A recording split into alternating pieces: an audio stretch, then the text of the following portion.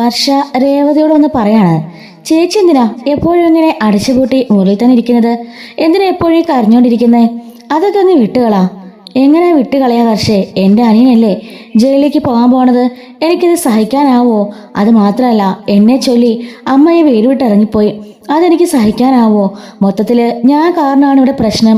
ഞാനിവിടെ ഇല്ലായിരുന്നെങ്കിൽ ഈ ഒരു പ്രശ്നമേ ഉണ്ടായിരുന്നില്ല എന്നൊക്കെ പറഞ്ഞുകൊണ്ട് വീണ്ടും കരയാണ്. ചേച്ചി, കുറ്റപ്പെടുത്താനായിട്ട് അമ്മ വന്ന കാര്യമൊക്കെ ഞാൻ അറിഞ്ഞു. അതൊന്നും മൈൻഡാക്കണ്ട. അമ്മ എവിടെ കുളം കലക്കാന്ന് നോക്കി നടക്ക, അതിലൊന്നും കാര്യമാക്കണ്ട എന്ന് പറയുന്നുണ്ട്. എന്നിട്ട് വർഷ പറയാണ്, അതിന് അമ്മ ഇവിടുന്ന് പിണങ്ങിപ്പോയതിന് ചേച്ചിയാണോ കാരണക്കാരൻ? ചേച്ചി അല്ലല്ലോ പണം മോഷ്ടിച്ചത്, ചേച്ചിയുടെ അനിയനല്ലേ. അത് അവൻ തിരിച്ചു കൊടുക്കുകയും ചെയ്തു, മാപ്പ് പറയുകയും ചെയ്തു. പിന്നെ എന്തിനാ അമ്മ ഇങ്ങനെ ഷോ കാണിക്കുന്നത്? ചേച്ചി ഇവിടുന്ന് പുറത്താക്കണമെന്ന് അമ്മ എന്തിനാ കരുതുന്നത്? ഇത് ചേച്ചി വേറൊന്നും അല്ല കാര്യം. അമ്മയ്ക്ക് ഇത് വീണ് കിട്ടിയ ഒരവസര, അതമ്മ മാക്സിമം മുതലാക്ക. എങ്ങനെ ചേച്ചീനെ ഇവിടുന്ന് പറഞ്ഞേക്കണമെന്ന് അമ്മ നോക്കിയിരിക്കായിരുന്നു. അപ്പോഴമ്മയ്ക്ക് ഈ ഒരു അവസരം കിട്ടിയത്. അമ്മയത് മനഃപൂർവ്വം മാക്സിമം മുതലാക്കാൻ ശ്രമിക്കുക. ചേച്ചി അതിന്റെ കൂടെ കൂടിയിട്ട് വെറുതെ അമ്മയ്ക്ക് അതിന് അവസരം ഉണ്ടാക്കരുത്. ഇവിടുന്ന് പോവാണെന്നൊക്കെ പറഞ്ഞ് ചേച്ചി കരഞ്ഞതൊക്കെ ഞാൻ അറിഞ്ഞു. അതിന്റെ ഒന്നും ആവശ്യമില്ല. ചേച്ചി ഇവിടുന്ന് എങ്ങോട്ടും പോകുന്നില്ല. ഇതൊക്കെ അമ്മയുടെ ഓരോ ഉടായ്പാ ചേച്ചി. ചേച്ചി അതൊന്ന് മനസ്സിലാക്ക്. അങ്ങനെ പറഞ്ഞു കൊടുക്ക് വർഷേ. ഞാൻ പറഞ്ഞു മടുത്തവളോട്. എത്ര പറഞ്ഞിട്ടും അവള് കേൾക്കുന്നില്ല. വീണ്ടും വീണ്ടും നമുക്ക് പോവാന്ന് പറഞ്ഞുകൊണ്ടിരിക്കുക. ഞാൻ എന്തു ചെയ്യാനാ വർഷേ? എന്നെ ആകെപ്പാടെ സ്നേഹിച്ചിട്ടുള്ളത് എന്റെ അച്ഛനും എന്റെ മുത്തശ്ശിയും മാത്ര. സ്നേഹം കിട്ടാതെ കുഞ്ഞിലെയൊക്കെ അമ്മയുടെ സ്നേഹത്തിന് വേണ്ടി ഒരുപാട് ഞാൻ കരഞ്ഞിട്ടുണ്ട്. അന്നെല്ലാം അമ്മ സുധിയെ ശ്രീകാന്തിനെ മാത്രമേ സ്നേഹിച്ചിട്ടുള്ളൂ. ഞാൻ അമ്മ പ്രസവിച്ച മോനാണെന്ന് പോലും പലപ്പോഴും ഞാൻ ചിന്തിച്ചിട്ടുണ്ട്. ആ അച്ഛനാ ഇപ്പൊ എന്റെ കൂടെയുള്ളത്. ആ അച്ഛനെ വിട്ടിട്ട് ഞാൻ എങ്ങനെയാ വർഷേ ഇവിടെ നിന്ന് ഇറങ്ങാം? എനിക്കതിന് പറ്റില്ല. എത്രയൊക്കെ ശ്രമിച്ചാലും എന്റെ അച്ഛനെ ഉപേക്ഷിച്ചിവിടുന്ന് ഇറങ്ങാന് എനിക്ക് സാധിക്കില്ല എന്ന് പറയുന്നുണ്ട് കേട്ടോ. അപ്പൊ രേവതി വീണ്ടും വീണ്ടും ഇരുന്ന് കരഞ്ഞുകൊണ്ടിരിക്കുകയാണ്. അല്ല, എന്നിട്ട് വർഷ പറയാണ്, ചേച്ചി അവൻ ചെയ്തത് തെറ്റ് തന്നെയാ. പിന്നെ അങ്ങനെയാണെങ്കിൽ അമ്മയുടെ മോനും ചെയ്തത് ആനയുടെ മോനും ചെയ്തത് തെറ്റ് തന്നെയല്ലേ? സുധി 50 ലക്ഷം കൊണ്ടുപോയത് അതെന്താ കള്ളത്തരമല്ലേ? അതിനെന്താ ആരും കേസ് കൊടുക്കാഞ്ഞേ? എല്ലാവരും അത് ക്ഷമിച്ചില്ലേ? അത് മാത്രമല്ലല്ലോ, ചേച്ചിയുടെ അലമാരയിരുന്ന സ്വർണം കൂടി അവൻ കട്ടില്ലേ? കട്ട് കൊണ്ടുപോയി വിറ്റില്ലേ? അത് പ്രശ്നമല്ലേ? അതെന്താ ആരും പറയാത്ത? ഇത് രണ്ടും ആർക്കും ഒരു കള്ളത്തരല്ല. പക്ഷെ ചേച്ചി റണ്ണം ചെയ്തപ്പോ അത് കള്ളത്തരമായി. ഇതൊക്കെ മനഃപൂർവ്വം ചെയ്യുന്ന ചേച്ചി. ചേച്ചി ഒന്ന് മനസ്സിലാക്ക്. അമ്മയ്ക്ക് ഇതിന് പിന്നില് പല ഉദ്ദേശങ്ങളും ഉണ്ട്. അത് മാത്രമല്ല, ആ ശ്രുതി ചേച്ചിയുടെ മനസ്സിൽ എന്തൊക്കെയോ കള്ളത്തരമുണ്ട്.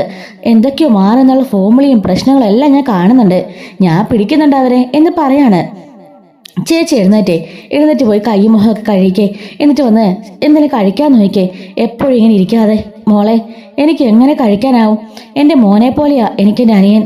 അവനിപ്പോ ജയിലിലേക്ക് പോവാണെന്ന് പറഞ്ഞാൽ അതെനിക്ക് സഹിക്കാനാവോ എന്ന് ചോദിക്കാണ്. ചേച്ചി, അതിനൊക്കെ പരിഹാരം ഉണ്ടാക്കാം. ചേച്ചി ഇങ്ങോട്ട് വന്നേ എന്നും പറഞ്ഞുകൊണ്ട് അടുക്കളയിൽ കൊണ്ടുപോയി ഭക്ഷണമൊക്കെ കൊടുക്കാൻ കേട്ടോ. അതിനുശേഷമാണ് വക്കീലിനെ കാണാൻ പോണതും. അവിടുന്ന് നമ്മുടെ സുധീരെയും ഐഡിയ ആണ് കേട്ടോ 2 ലക്ഷം രൂപ ചോദിക്കാന്നുള്ളത്. അതുപോയി ചന്ദ്രമതിയോട് പറയുകയും അങ്ങനെ ചന്ദ്രമതി തനിക്ക് 2 ലക്ഷം രൂപ തന്നാല് ഈ കേസിൽ നിന്ന് അവനെ ഒഴിവാക്കാന്ന് പറയുകയും ചെയ്യുന്നുണ്ട്.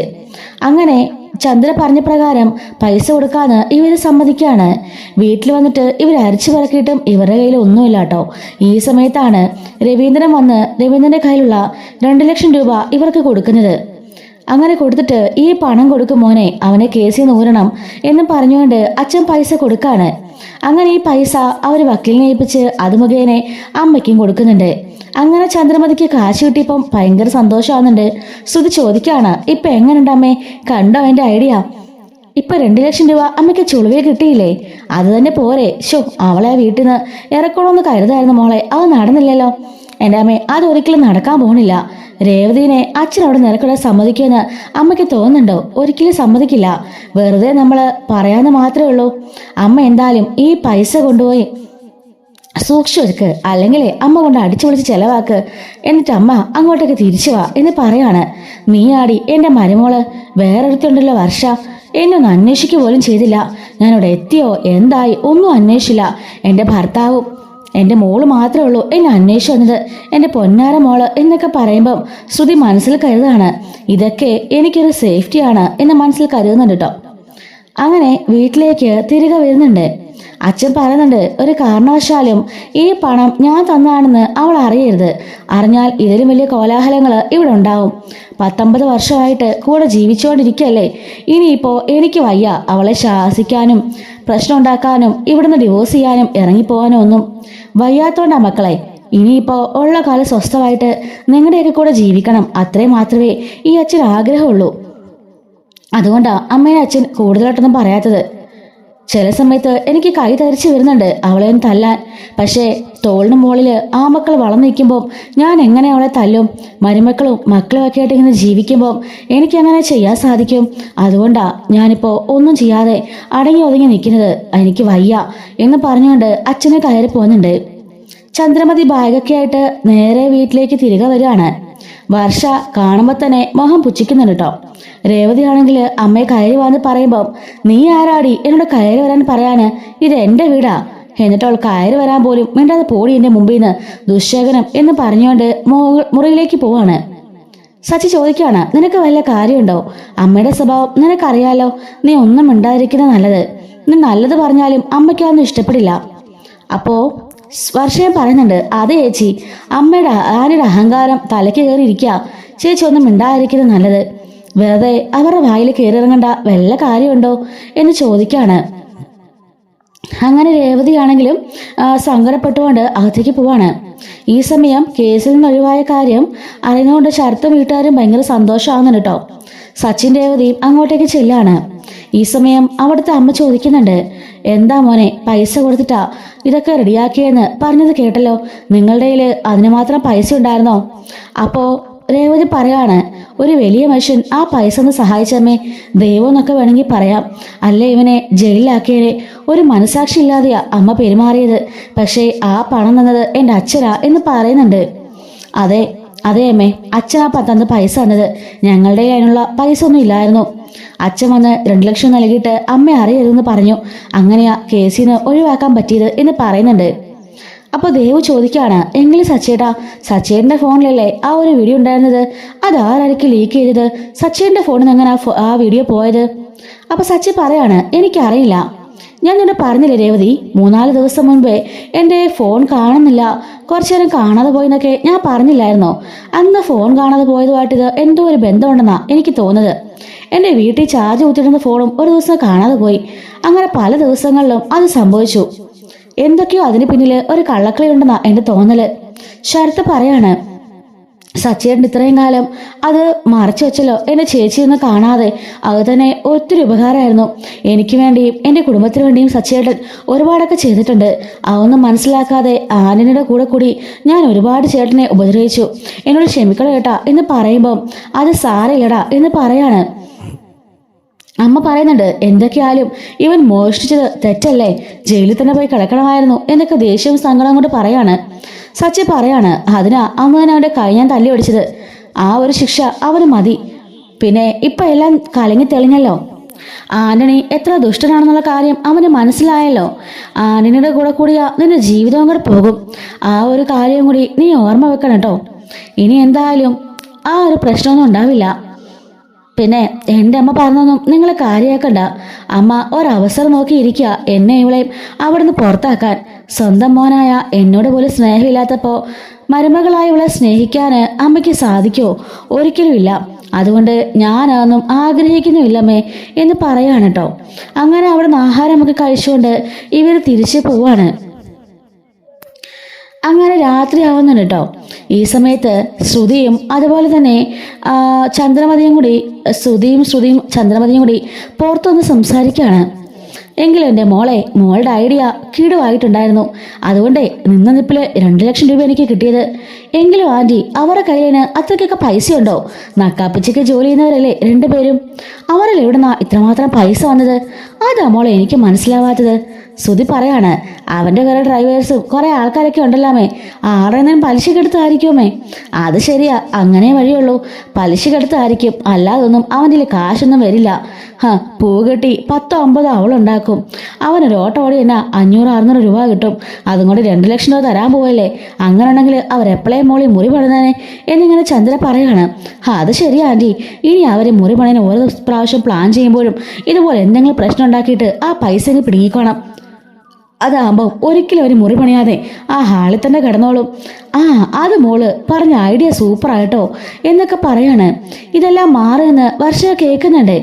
അപ്പൊ പൈസ മേടിക്കാൻ പറഞ്ഞത് ശ്രുതിയുടെ ഐഡിയ ആണെന്നുള്ള കാര്യം അവർക്ക് മനസ്സിലാവുകയാണ് കേട്ടോ. അതുപോലെ ചന്ദ്ര ഇതുപോലെ ഇങ്ങനെ രേവതിയെ പുറത്താക്കാനൊക്കെ ആയിട്ട് ഇവര് 3 പേരും കൂടി പ്ലാൻ ചെയ്യുന്നുണ്ടെന്നുള്ള കാര്യം മനസ്സിലാക്കാണ്. അങ്ങനെ വർഷ നേരെ രേവതിയുടെ സച്ചിന്റെ മുറിയിലേക്ക് പോകുന്നുണ്ട്. അവിടെ നടന്ന ചർച്ചയെപ്പറ്റിയും അവിടുത്തെ കാര്യങ്ങളെപ്പറ്റിയും പറയാണ്. സച്ചി പറയുന്നുണ്ട്, എനിക്ക് അപ്പോഴേ അറിയായിരുന്നു ശ്രുതിയ ഇതിന് പിന്നെ കളിച്ചെന്ന്. അവൾക്ക് എന്തിനാ സച്ചേട്ടാ നമ്മളോട് ഇത്ര വൈരാഗ്യം? എപ്പോഴും നമുക്ക് വേണ്ടി ടാർഗറ്റ് ചെയ്ത് അവൾ നമുക്കെതിരെ ഓരോന്നൊക്കെ ചെയ്തുകൊണ്ടിരിക്കുക. എനിക്കതാ മനസ്സിലാവാത്തത്. എന്തായിരിക്കും കാര്യം? എന്ത് കാര്യം? അവളുടെ അഹങ്കാരം, പിന്നെ വലിയ കാശുകാരിയാണെന്നുള്ള അഹങ്കാരം. പക്ഷെ അത് കള്ളമാണോന്ന് എനിക്കൊരു സംശയമുണ്ട് രേവതി. അവളുടെ കാര്യത്തിൽ എന്തൊക്കെയോ കള്ളത്തിലുണ്ട്, എന്തൊക്കെയോ അവൾ മറയ്ക്കാൻ ശ്രമിക്കുന്നുണ്ട്. എപ്പോഴും കുത്തി ഞാനാണല്ലോ ഓരോന്നൊക്കെ ചോദിക്കാറ്. ബാക്കി ആരും അവൾ എന്ത് പറഞ്ഞാലും വിശ്വസിക്കും. ഞാനല്ലേ ഉള്ളൂ അതിനെതിരെ ഓരോന്നൊക്കെ പറയുന്നത്. ഒരുപക്ഷെ എന്നെ അവോയ്ഡ് ചെയ്യാനും എനിക്കിട്ട് പണി തരാനും വേണ്ടി അവൾ മനഃപൂർവ്വം ചെയ്യുന്നതാണെങ്കിലോ എന്ന് ചോദിക്കാണ്. വർഷ പറയുന്നുണ്ട്, അത് മാത്രമല്ല സച്ചിടാ, ഈ ഫോണിൽ നിന്ന് ആ വീഡിയോ ലീക്കാക്കിയതിന് ശ്രുതി ചേച്ചി ആയിരിക്കോ? അപ്പോ രേവതി പറയുന്നുണ്ട്, അതിന് അവക്കെങ്ങനാ സച്ചിന്റെ ഫോൺ കിട്ടാനാ? സച്ചി പറയുന്നുണ്ട്, ഞാൻ പറഞ്ഞില്ലേ രേവതി, ഈ വീട്ടിൽ വെച്ച് പോലും 1-2 പ്രാവശ്യം എൻ്റെ ഫോൺ എൻ്റെ കയ്യിൽ നിന്ന് മിസ്സായി. അങ്ങനെയുള്ളപ്പോൾ ഈ വീട്ടിലൊരാളായിരിക്കുമല്ലോ.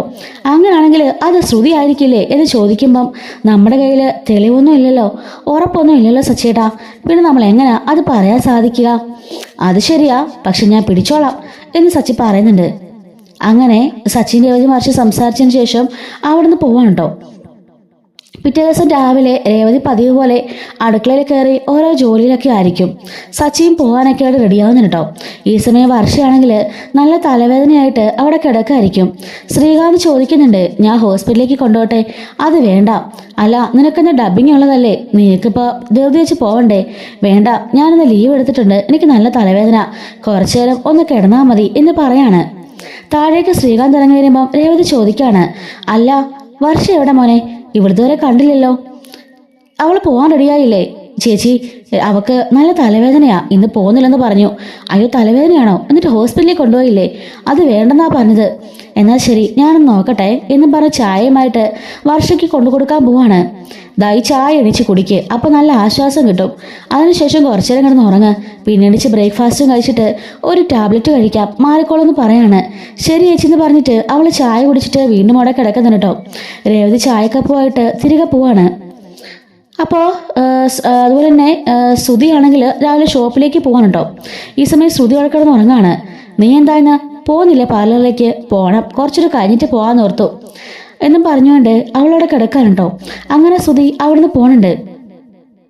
ഈ ഒരു സമയത്ത് രേവതിയാണെങ്കിലും നമ്മുടെ വർഷയ്ക്കുള്ള ബ്രേക്ക്ഫാസ്റ്റ് എല്ലാം എടുത്തുകൊണ്ട് കൊടുക്കുന്നുണ്ട്, ടാബ്ലറ്റ് കൊടുക്കുന്നുണ്ട്. ഞാനെന്തായാലും പോവിക്കാൻ പോവാം മോളെ, സമയം പോയെന്ന് പറഞ്ഞിട്ട് രേവതിയും പോവാണ്. സച്ചിയും രേവതിയും അതുപോലെ തന്നെ ശ്രുതിയും ഒക്കെ പോകുന്നുണ്ട് കേട്ടോ. ഈ സമയം ചന്ദ്രയാണെങ്കിൽ അമ്പലത്തിലേക്ക് പോവാണ്. രവീന്ദ്രൻ നടക്കാനായിട്ട് പോകുന്നുണ്ട് കേട്ടോ. ഈ സമയം ശ്രുതിയും വർഷയും മാത്രമേ വീട്ടിലുണ്ടാവുള്ളൂ. അപ്പം മറ്റാരും ഇല്ലാന്ന്, അത് വർഷ പോയില്ലെന്നുള്ള കാര്യം നമ്മുടെ ശ്രുതി അറിയുന്നില്ല കേട്ടോ. വീടിനും പുറത്തേക്കും എല്ലായിടത്തും നോക്കുന്നുണ്ട്. സമാധാനം ആരുമില്ല എന്നും പറഞ്ഞുകൊണ്ട് അവളുടെ മുറിയിൽ പോയിരുന്ന് അവളിങ്ങനെ ഫോൺ ചെയ്യാൻ കേട്ടോ. ഈ സമയത്ത് വർഷ ഇങ്ങനെ കാണുന്നുണ്ട് അവൾ എല്ലായിടത്തും പോയി സെർച്ച് ചെയ്യുന്നതൊക്കെ. അപ്പോൾ ഈ തലവേദനയൊക്കെ ഇച്ചിരി കുറഞ്ഞുകൊണ്ട് തന്നെ അവൾ പുറത്തേക്ക് ഇങ്ങനെ ഇറങ്ങി വരികയായിരിക്കും. ഈ സമയത്താണ് നമ്മുടെ ശ്രുതി അവിടെ നിന്നിട്ട് ഫോൺ വിളിക്കുന്നത് ഇവളെ കേൾക്കുന്നത്. ഇവളുടെ ഫോൺ വിളിയിൽ വർഷയ്ക്ക് അവളുടെ എന്തോ ഡൗട്ട് തോന്നിയിരുന്നല്ലോ. അതുകൊണ്ട് തന്നെ വർഷ അവിടെ മറിഞ്ഞിരുന്ന് അവളുടെ ഫോണിൽ വീഡിയോ റെക്കോർഡ് ചെയ്യുന്നുണ്ട്. ഈ സമയത്ത് അവൾ പറയുന്നുണ്ട്, എന്തായാലും ഇതുവരെ ആരും ഞാനാണ് ആ വീഡിയോ ലീക്ക് ചെയ്തുള്ളത് അറിഞ്ഞിട്ടില്ലടി. അറിഞ്ഞെങ്കിൽ അത് വലിയ പ്രശ്നമാക്കിയെന്ന് സച്ചി. എന്ത് കഷ്ടപ്പെട്ട സച്ചിയുടെ ഫോണിൽ നിന്ന് ആ വീഡിയോ ഞാനൊന്ന് എടുത്തെന്നറിയോ നിനക്ക്?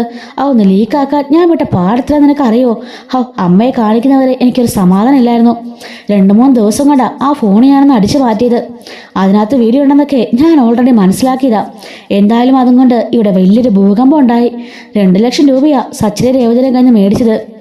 അപ്പൊ കൂട്ടുകാർ ചോദിക്കാണ്, അതിന് മാത്രം പണമൊക്കെ അവരിൽ ഉണ്ടായിരുന്നോ? ആർക്കറിയാം, എവിടുന്ന് ഒപ്പിച്ചു കൊടുത്തതാ. 2 ദരിദ്രവാസികളല്ലേ, എവിടുന്ന് കിട്ടാനാ? എന്തായാലും ആ പണം ഞാൻ കൊടുപ്പിച്ചു, എനിക്ക് അത്രയും മതി. എന്നെ സച്ചി കുറെ ഇട്ട് വട്ട് കെട്ടുന്നല്ലേ, എന്റെ കള്ളത്തിലൊക്കെ കണ്ടുപിടിക്കാനാന്നും പറഞ്ഞ് സച്ചി നടക്കല്ലേ. എനിക്കിട്ട് എപ്പോഴും പാര പണിയല്ലേ. അതിനൊരു മറുപാരയായത്. മറുപാരാന്ന് പറഞ്ഞാലേ നല്ല ഒന്നാം ദിനം പാര. ഇവിടുത്തെ ആണ്ടി ആണെങ്കിലേ ഇളകി നടക്കായിരുന്നു. രേവതിയെ പുറത്താക്കണമെന്ന് പറഞ്ഞിട്ട്. അയ്യോ, എന്നിട്ട് രേവതിയെ പുറത്താക്കിയോ? ഇല്ലടി, അതല്ലേ ഞാൻ പറഞ്ഞത്. കാശ് കൊടുത്ത് ഒതുക്കി തീർത്തു, അത്ര തന്നെ. അല്ലെങ്കിൽ അവളുടെ അനിയനെ ഇപ്പൊ ജയിലിൽ കിടന്നേനെ എന്ന് പറയാണ്. എങ്കിലും നീ കാണിച്ചത് വളരെ മോശമായിപ്പോയി ശ്രുതി. എന്ത് മോശം? അത് പിന്നെ ആ പയ്യൻ കോളേജിൽ പഠിക്കുന്നതല്ലേ. അങ്ങനാണെങ്കിൽ നീ നിന്റെ ഭർത്താവൊക്കെ ചെയ്ത് ശരിയാണോ? ഞങ്ങൾ എന്ത് ചെയ്തു, എന്ത് ചെയ്യുന്ന ഞാൻ പറയണോ? 50 ലക്ഷം രൂപ നിങ്ങൾ അടിച്ചോണ്ട് പോയതല്ലേ. അതുപോലെ തന്നെ രേവതിയുടെ സ്വർണം കെട്ടി വിറ്റില്ലേ. അതൊന്നും എന്താ കള്ളത്തരമല്ലേ? നീ ഇന്ന് പോയേ. അത് വേറെ, ഇത് വേറെ. എന്ത് വേറെ? രണ്ടും മോശം തന്നെയാ. രണ്ടിന്റെ ശിക്ഷ ഒന്ന് തന്നെയാ. എന്നിട്ട് ആ പാവം പയ്യനെ മാത്രമേ നിങ്ങൾക്ക് പിടിക്കാൻ കണ്ടുള്ളല്ലേ. അവൻ മാപ്പ് പറഞ്ഞില്ലേ, അവൻ തെറ്റുതിരുത്തി വന്നില്ലേ, എന്നിട്ട് നിനക്കൊന്നും സമാധാനമായില്ലേ എന്ന് ചോദിക്കുമ്പോൾ ശരി ശരി ഞാൻ വെക്കുക എന്ന് പറഞ്ഞുകൊണ്ട് അവൾ ഫോണും വെച്ചിട്ട് പോയി കുളിക്കാനൊക്കെ ആയിട്ട് പോവാണ് കേട്ടോ. അപ്പൊ ഈ ഒരു റെക്കോർഡ് നമ്മുടെ വർഷയുടെ കയ്യിൽ കിട്ടിയല്ലോ. അങ്ങനെ വർഷയ്ക്ക് സമാധാനമായി. ശ്രുതിക്കുള്ള പണി എന്തായാലും വർഷയുടെ കയ്യിൽ കിട്ടിയല്ലോ. ശ്രുതി അപ്പോൾ തന്നെ ഒരുങ്ങിയിറങ്ങി അവളുടെ ഷോപ്പിലേക്ക് പോവാണ്. വൈകുന്നേരം എല്ലാവരും വരാൻ വേണ്ടിട്ട് വർഷ കാത്തിരിക്കുന്നുണ്ട്. അങ്ങനെ സന്ധ്യയായപ്പോ സച്ചിൻ രേവതിയും കൂടി അങ്ങോട്ടേക്ക് കയറിയവരാണ്. പെട്ടെന്ന് തന്നെ സച്ചിൻ രേവതിയും കൂടി ഒരു മുറിയിലേക്ക് കൊണ്ടുപോകണം വർഷ. എന്താ വർഷേ, എന്താ കാര്യം? അതെ, നിങ്ങളുടെ ചോദ്യത്തിനുള്ള ഉത്തരം കിട്ടി. എന്തുത്തരം? അതൊക്കെ ഞാൻ കാണിച്ചു തരാം എന്ന് പറഞ്ഞുകൊണ്ട് വർഷ ഫോൺ കാണിക്കാണ്. ഇത് കണ്ടോ? അപ്പോ സച്ചിൻ രേവതിയും ആ വീഡിയോ കാണുന്നുണ്ട്. രേവതി ആ പണി ഞെട്ടിപ്പോകുന്നുണ്ട്. സച്ചി പറയാണ്, ഞാൻ അപ്പളേ പറഞ്ഞില്ലേ ഇതിന് പിന്നില് ഈ കള്ളിയായിരിക്കുന്ന. ഇപ്പൊ എങ്ങനുണ്ട്? അവളെ ഇത് ചെയ്യുള്ളൂ, എനിക്കറിയാം. അവളുടെ സ്വഭാവം അങ്ങനെയാ. അമ്മയെ കൊണ്ടുവന്നിട്ട് കാശ് മേടിപ്പിച്ചതും ഇവള് തന്നെയല്ലേ. സച്ചേട്ടാ, ഇതിന്റെ പേരിൽ ദയവ് ചെയ്ത് വഴക്കുണ്ടാക്കാനൊന്നും പോവണ്ട. എന്തായാലും എന്റെ അനിയൻ തെറ്റ് ചെയ്തിട്ടല്ലേ, അതിനുള്ള ശിക്ഷ അവന് കിട്ടുകയും ചെയ്തു. അതുകൊണ്ട് ഇനിയിപ്പൊ നമുക്ക് അതിനെക്കുറിച്ച് ചർച്ചയൊന്നും വേണ്ട. വർഷ പറയാണ്, ചേച്ചി അങ്ങനെ വിട്ടാൽ പറ്റില്ലല്ലോ. നമ്മുടെ കുടുംബത്തിനുള്ള പയ്യനല്ലേ. അങ്ങനെയാണെങ്കിൽ സുധിഷ്ഠിയുടെ ഭർത്താവ് തെറ്റ് ചെയ്തില്ലേ? അതെന്താ ആരും പറയാത്തത്? എന്നിട്ട് ശരത്തിനെ മാത്രം തന്നെ കുറ്റപ്പെടുത്തുന്നേ? അങ്ങനെയാണെങ്കിൽ രണ്ടുപേരും കള്ളന്മാരാ, രണ്ടുപേരും ജയിലിറക്കണമായിരുന്നു. അല്ലാതെ ശരത്തിനെ മാത്രമല്ല. ചേച്ചി ഒന്ന് മിണ്ടാതിരുന്നേ. സച്ചിൻ ഇങ്ങോട്ട് വന്നേ. സച്ചിനെ പോയിട്ട് നല്ലതുകൊണ്ട് വർത്താനം പറഞ്ഞേ. എന്റെ വർഷേ, നീ വിട്ടേ ഇങ്ങോട്ട്. നീ ഒന്ന് പോയേ, വെറുതെ വഴക്കുണ്ടാക്കാതെ. ഒതുങ്ങിയ പ്രശ്നമല്ലേ, വീണ്ടും വീണ്ടും എങ്ങനെയാ കുത്തിപ്പോക്കുന്നേ? ചേച്ചി അങ്ങോട്ട് മാറിക്കേ എന്നും പറഞ്ഞുകൊണ്ട് സച്ചിയെ പിടിച്ചു വലിച്ചുകൊണ്ട് വർഷ പുറത്തേക്ക് പോവാണ്. ഈ സമയം ഹാളില് എല്ലാരും വന്നിട്ടോ. വർഷ പറയാണ്, എല്ലാരും ഞാനൊരു സൂത്രം കാണിച്ചു തരാം എന്നും പറഞ്ഞുകൊണ്ട് ടിവിയിൽ ആ വീഡിയോ പ്ലേ ചെയ്യാണ്. നമ്മളെ ശ്രുതി നിന്ന് ഉരുകുന്നുണ്ട് കേട്ടോ. അപ്പം നമ്മളെ ചന്ദ്ര ചോദിക്കുകയാണ്, ഇതിനെന്താടി കുഴപ്പം? അതെ, അവള് തന്നെയാ വീഡിയോ ലീക്കാക്കിയത്. എന്നോട് കാശ് മേടിക്കാൻ പറഞ്ഞതും അവള് തന്നെയാ. അതിലിപ്പോ എന്താ തെറ്റ്? അവൻ തെറ്റ് ചെയ്യാഞ്ഞിട്ടൊന്നും അല്ലല്ലോ, കള്ള വീഡിയോ ഒന്നും അല്ലല്ലോ. അവൻ ചെയ്ത കാര്യം അവൾ എന്നെ കാണിച്ചു, അത്രേ ഉള്ളൂ. അതിലിപ്പം എന്ത് തെറ്റ് പറയാനാ? അപ്പൊ വർഷ ചോദിക്കുകയാണ്, ഓഹോ അതപ്പോ തെറ്റാണല്ലേ. എങ്കിൽ ഞാൻ ചോദിക്കട്ടെ, ആനയുടെ മോനും ചേർന്ന് ഈ നിൽക്കുന്ന രേവതി ചേച്ചിയുടെ സ്വർണം കട്ട് വിറ്റായിരുന്നല്ലോ, അതെന്താ കള്ളത്തരമല്ലേ? അപ്പം ഇവയൊന്നും മിണ്ടാ നിൽക്കാണ്. അതേ സമയത്ത് തന്നെ വർഷ ചോദിക്കുന്നുണ്ട്, ദേ ഈ സുധീരനാണെങ്കിൽ ഈ അച്ഛന്റെ 19 വർഷത്തെ കഷ്ടപ്പാടാ ഒറ്റയടിക്കൊണ്ട് കാമുകിക്ക് കൊടുത്തത് 50 ലക്ഷം രൂപ. ആ എന്താ തെറ്റല്ലേ? ശരത്ത് തെറ്റാണെങ്കിൽ ഇവർ ചെയ്തതും തെറ്റ് തന്നെയാ. ശരത്ത് ചെയ്തത് തെറ്റല്ലെങ്കിൽ ഇവരും തെറ്റ് ചെയ്തതല്ല എന്ന് പറയാണ്. അപ്പോഴേക്കും ചന്ദ്രമതിക്കും ശ്രുതിക്കും ഒക്കെ മുണ്ടാട്ടം മുട്ടി നിൽക്കാണ് കേട്ടോ. അപ്പോ വർഷ പറഞ്ഞുണ്ട്, രേവതി ചേച്ചിയുടെ സ്വർണ്ണം ഇവര് കട്ടില്ലേ, അതിന്റെ പേരില് ചേച്ചി ഇന്ന് തന്നെ കേസ് രജിസ്റ്റർ ചെയ്യണം എന്ന് പറയാണ്. മോൾ എന്താ ഈ പറയുന്നേ? രജിസ്റ്റർ ചെയ്യണം എന്ന് പറഞ്ഞാല് രജിസ്റ്റർ ചെയ്യണം, അത്രമാത്രം എനിക്ക് പറയാനുള്ളൂ. ചേച്ചി ഇതിലെങ്കിലേ ഞാൻ ചെയ്യും. എന്റെ അതിനുള്ള തെളിവെല്ലാം ഉണ്ട്. നമ്മളതിനുള്ള തെളിവെല്ലാം ശേഖരിച്ചതല്ലേ. അത് മാത്രമല്ല, ഇയാളെ കൊണ്ടുപോയി ആ സ്വർണ്ണം വിറ്റ് കടയിലെ ആളെയും എനിക്കറിയാം. അയാളെ കൊണ്ടും ഞാൻ കോടതിയിൽ സാക്ഷി പറയിപ്പിക്കും. അപ്പോ ശ്രുതി പറയാണ്, അയ്യോ വേണ്ട വേണ്ട, അങ്ങനെയൊന്നും ചെയ്യല്ലേ. ഇല്ല, ഞാൻ കേസ് കൊടുക്കാൻ പോവാ. അപ്പോ ചന്ദ്ര പറയുന്നുണ്ട്, അതെങ്ങനാ? നമ്മുടെ കുടുംബത്തിലുള്ളവരല്ലേ ഇതൊക്കെ, പിന്നെ നമ്മളെന്തിനാ കേസ് കൊടുക്കുന്നേ? വർഷ പറയുന്നുണ്ട്, അത് തന്നെയാണല്ലോ ഞാനും പറഞ്ഞത്. നമ്മുടെ കുടുംബത്തിലെ ഒരു അംഗമാ രേവതി ചേച്ചി. അപ്പൊ രേവതി ചേച്ചിയുടെ അനിയൻ എന്ന് പറഞ്ഞാലും നമ്മുടെ കുടുംബത്തിലെ ഒരു മെമ്പർ തന്നെയല്ലേ. എന്നിട്ട് ഒരു മനസാക്ഷ്യം ദയയില്ലാതെ അമ്മ കേസ് കൊടുത്തിട്ട് അതിന്റെ പേരും പറഞ്ഞ് 2 ലക്ഷം രൂപ മേടിച്ചില്ലേ എന്ന് ചോദിക്കാണ്. അത് പിന്നെ കേസ് കൊടുക്കണ്ടെന്ന് പറഞ്ഞോണ്ടല്ലേ, കേസ് പിൻവലിക്കാൻ വേണ്ടി ഞാൻ ചെയ്തു, അത്രേ ഉള്ളൂ. അതാ ഞാൻ പറഞ്ഞത് പറ്റില്ല എന്ന്. അങ്ങനെയാണെങ്കിൽ സുധിയേട്ടന് വേണ്ടി കേസ് കൊടുക്കണം അല്ലെ സച്ചേട്ടാ എന്ന് ചോദിക്കുകയാണ്. സച്ചി പറയുന്നുണ്ട്, അതെ വർഷ പറഞ്ഞത് ശരിയാ. അങ്ങനെ ശരത്ത് ചെയ്ത് തെറ്റില്ലെന്ന് ഞാൻ ഒരിക്കലും പറയില്ല. അവൻ മോഷ്ടിച്ചത് മോഷണം തന്നെയാ. അവൻ അന്ന് ചെയ്തത് അവന്റെ സാഹചര്യമാണെങ്കിലും അവനും മോഷ്ടിച്ചത് തന്നെയാന്ന് ഞാൻ ഉറപ്പിച്ച് പറയുന്നുണ്ട്. അങ്ങനെയാണെങ്കിൽ എന്റെ ഏട്ടൻ ദാ ഈ നിൽക്കുന്ന പൊട്ടനുണ്ടല്ലോ സുധി, അവനും ചെയ്തത് അതേ തെറ്റാ. അവൻ മാത്രമല്ല അമ്മയും അതിന് കൂട്ടുവന്നു. ഒന്നാം പ്രതി സുധിയും രണ്ടാം പ്രതി അമ്മയാ. രണ്ടുപേരുടെ പേരില് ഞാൻ കേസ് കൊടുക്കാൻ പോവാ. അപ്പോ നമ്മുടെ രേവതി ഒന്നും മിണ്ടാതെ നിൽക്കാം കേട്ടോ. ഈ സമയത്ത് ശ്രുതി പറയുന്നുണ്ട്, അങ്ങനെ കേസിന് കൊടുക്കാൻ പറ്റില്ല. വർഷ ചോദിക്കാണ്, ആര് പറഞ്ഞു പറ്റില്ലെന്ന്? ഞാൻ തെളിയിച്ചു തരട്ടെ നിങ്ങൾക്ക് അത് കൊടുക്കാൻ പറ്റുമോ ഇല്ലയോ എന്ന്. അതിന് തെളിവുകൾ ശേഖരിക്കാൻ എനിക്കറിയാം. സ്വർണം കൊണ്ട് വിറ്റ സ്ഥലവും അതുപോലെ തന്നെ സ്വർണം വാങ്ങിച്ചതും അച്ഛമ്മയാണല്ലോ വാങ്ങിച്ചു കൊടുത്തത്. അതിന്റെ എല്ലാ തെളിവുകളും ഞാൻ ശേഖരിക്കും. കേസ് കൊടുക്കുന്നത് നിങ്ങൾക്ക് കാണണോ എന്ന് ശ്രുതിയോട് ചോദിക്കുമ്പം ശ്രുതി തലകുണിച്ച് നിൽക്കാണ്. ദേ ഈ നിൽക്കുന്ന ചേച്ചിയുടെ ആന്റി ആയിരിക്കും രണ്ടാം പ്രതി. രണ്ടുപേർക്കും ജയിലിൽ പോയി കിടന്ന് ഉണ്ട് തിന്നാം എന്ന് വർഷ പറയുമ്പം അയ്യോ അതൊന്നും വേണ്ട മോളെ എന്ന് ചന്ദ്ര പറയാണ്. അങ്ങനെയാണെങ്കിലേ ഈ ചേച്ചിയുടെ അനിയനെ പുറത്തിറക്കാൻ വേണ്ടിയിട്ട് 2 ലക്ഷം രൂപ ചോദിച്ചല്ലോ, ആ പൈസ തിരിച്ചു കൊടുക്ക്. പൈസ തിരിച്ചു കൊടുക്കാനോ? അതെ, അത് തന്നെ അതിനുള്ള ശിക്ഷ. മര്യാദയ്ക്ക് ആ പൈസ തിരിച്ചു കൊടുക്കാൻ നോക്ക്. അതിനുള്ള ഒരു അർഹതയും ആന്റിക്കില്ല. ആന്റിയും സ്വർണം കെട്ടി വിൽക്കാൻ കൂട്ടുന്ന ആളല്ലേ. 50 ലക്ഷം രൂപ കൊണ്ടുപോയതുമല്ലേ. അതുകൊണ്ട് എത്രയും പെട്ടെന്ന് ആ പൈസ തിരിച്ചു കൊടുത്തേ എന്ന് പറയാണ്. അല്ലെങ്കിൽ ഇപ്പൊ ഞാൻ പോലീസിനെ വിളിക്കും എന്ന് വർഷ പറയുന്നുണ്ട് കേട്ടോ. സച്ചിൻ രേവതിയൊക്കെ നോക്കി നിർത്തിക്കൊണ്ട് നമ്മുടെ വർഷയുടെ 1 മാൻ ഷോ തകർത്ത് നടക്കുന്നോണ്ടിരിക്കുകയാണ് കേട്ടോ. ശ്രീകാന്ത് ആണെങ്കിലും ഒന്നും പറയുന്നില്ല കേട്ടോ. അച്ഛനും ഒന്നും മിണ്ടാതെ നിൽക്കാണ്. ഈ സമയത്ത് മനസ്സില്ലാ മനസ്സോടെ ചന്ദ്രമതി മുറിയിലേക്ക് പോയിട്ട് ആ പൈസ എടുത്തോണ്ട് വരുന്നുണ്ട്. അതെ, രേവതിയുടെ കയ്യിലോട്ട് കൊടുക്ക്. വർഷമോളെ അതൊന്നും വേണ്ട, അത് നമ്മള് കൊടുത്ത പൈസയല്ലേ, അത് അമ്മയുടെ കയ്യിലല്ലേ, അങ്ങനെ തന്നെ ഇരിക്കട്ടെ. ചേച്ചി അതിന്റെ ആവശ്യമില്ല. ഞാൻ പറഞ്ഞല്ലോ, ശരത്ത് കള്ളനാണെങ്കിൽ ഇവരെ കള്ളനും കള്ളിയുവാ. രണ്ടുപേരെയും ഞാൻ ഇപ്പൊ തന്നെ അറസ്റ്റ് ചെയ്യിപ്പിക്കും. അതല്ലെങ്കിൽ ചേച്ചി മര്യാദയ്ക്ക് പൈസ മേടിച്ചോ എന്ന് പറയുമ്പോഴേക്കും രേവതിയെ ക്യാഷ് മേടിക്കുന്നുണ്ട്. ഇത് നിങ്ങളുടെ ഔദാര്യം ഒന്നല്ല ചേച്ചി, അവകാശം തന്നെയാ. അങ്ങനെ ഒരാളെ മാത്രം കള്ളനാക്കിക്കൊണ്ട് അങ്ങനെ സുഖിക്കണ്ട. ശ്രുതിച്ചേച്ചി അതിന്റെ പിന്നിലെന്ന് എനിക്ക് ആദ്യം മനസ്സിലായിരുന്നു. എന്തായാലും തലവേദനയായിട്ട് ഇവിടെ നിൽക്കാൻ തോന്നിയത് ഈശ്വരൻ എന്നെ കൊണ്ട് അങ്ങനെ ചെയ്യിപ്പിച്ചതാണ എന്റെ ഓർമ്മ എന്നും പറഞ്ഞുകൊണ്ട് വർഷ പറയാൻ കേട്ടോ. അപ്പോഴേക്കും നമ്മുടെ സച്ചി പറയുന്നുണ്ട്, വർഷേ നീ അതിന്റെ അനിയത്തി ദൈനിക്കുന്ന രേവതി ഉണ്ടല്ലോ, എപ്പോഴും കരയാൻ മാത്രമേ അവളെ കൊള്ളുള്ളൂ. പക്ഷെ ഇതുപോലെ കേസ് വിളിക്കാനൊക്കെ നീയാ മിടുക്കി. സ്റ്റാങ്കി സച്ചേട്ടാ എന്ന് പറയുന്നുണ്ട് കേട്ടോ. ഇത് കേട്ടപാടെ ശ്രുതിയും ചന്ദ്രയും കൂടി അവിടെ ദേഷ്യപ്പെട്ട് ഇറങ്ങി പോവാണ്. ഈ സമയത്ത് രവീന്ദ്രൻ വന്നിട്ട് പറയുന്നുണ്ട്, എങ്കിലും വർഷമോളെ നീ ചെയ്ത നല്ല കാര്യം തന്നെയാ. 3 പേർക്കും നന്നായി കൊണ്ടിട്ടുണ്ട്. ശരിയല്ലേ, അവരും ചെയ്തത് കള്ളം തന്നെയല്ലേ. പിന്നെ ഇങ്ങനെ ഇവരായിട്ട് ദ്രോഹിക്കേണ്ട വല്ല കാര്യം ഉണ്ടായിരുന്നോ? ചന്ദ്ര ഒരവസരം നോക്കി ഇരിക്കുകയായിരുന്നു ഇവളെ കുറ്റപ്പെടുത്താനായിട്ട്. അതിന്റെ കൂടെ ശ്രുതിയും. അതുകൊണ്ട് പിന്നെ പറഞ്ഞിട്ട് കാര്യമൊന്നുമില്ല. അച്ഛാ ദാ അച്ഛന്ന പൈസ എന്ന് പറയുന്നുണ്ട്. ഡാ നീ ഇപ്പൊ തരണ്ട, പിന്നെ തന്നാ മതി. അല്ലേലേ അവളെങ്ങാനും കണ്ടാ പിന്നെ അതൊരു പ്രശ്നമാകും എന്ന് പറയുമ്പം ശ്രീകാന്ത് പറയാണ്, ബാ വർഷേ കേറി വാ. അപ്പൊ തന്നെ വർഷ പറയുന്നുണ്ട്, എന്റെ പൊന്നച്ചാ ദേ രേവസിച്ചപ്പോൾ തന്നെ ഈ ശ്രീകാന്തും ഒന്നിനും സമ്മതിക്കില്ല. ഇവന് പേടിയാ, വീട്ടിൽ അടിയുണ്ടാവോ വഴക്കുണ്ടാവോ എന്നൊക്കെ പറഞ്ഞുകൊണ്ട് ശ്രീകാന്തിനെ കൂട്ടി പോവാണ് കേട്ടോ. എന്തായാലും അവള് കാരണം ഇപ്പൊ ഇത് നടന്നു. എന്തായാലും കുറച്ചു നാളത്തെ ഇനി ശ്രുതിയുടെയും ചന്ദ്രനും ശല്യം ഉണ്ടാവില്ല. രണ്ടിനെ കൊമ്പം തുടങ്ങിയിട്ടുണ്ട് എന്ന് അച്ഛൻ പറയുന്നുണ്ട്. അപ്പൊ സച്ചി പറയാണ്, അങ്ങനൊന്നും ഇല്ല അച്ഛാ. നാളെ രാവിലെ ആ ഒടിഞ്ഞ കൊമ്പ് പശ വെച്ച് ഒട്ടിച്ച് 2 പേരും എഴുന്നേറ്റ് വരുന്നത് അച്ഛൻ കണ്ടോണം എന്നും പറഞ്ഞ് 3 പേരോട് ചിരിക്കുന്നു കേട്ടോ. അപ്പൊ ഇതുപോലത്തെ സ്റ്റോറീസ് ഒക്കെ നമ്മുടെ ചാനലിൽ ഡെയിലി അപ്ലോഡ് ചെയ്യുന്നതായിരിക്കും. മിസ്സാതിരിക്കാൻ ചാനൽ മറക്കാൻ സബ്സ്ക്രൈബ് സപ്പോർട്ട് ചെയ്യണേ. Thanks for watching.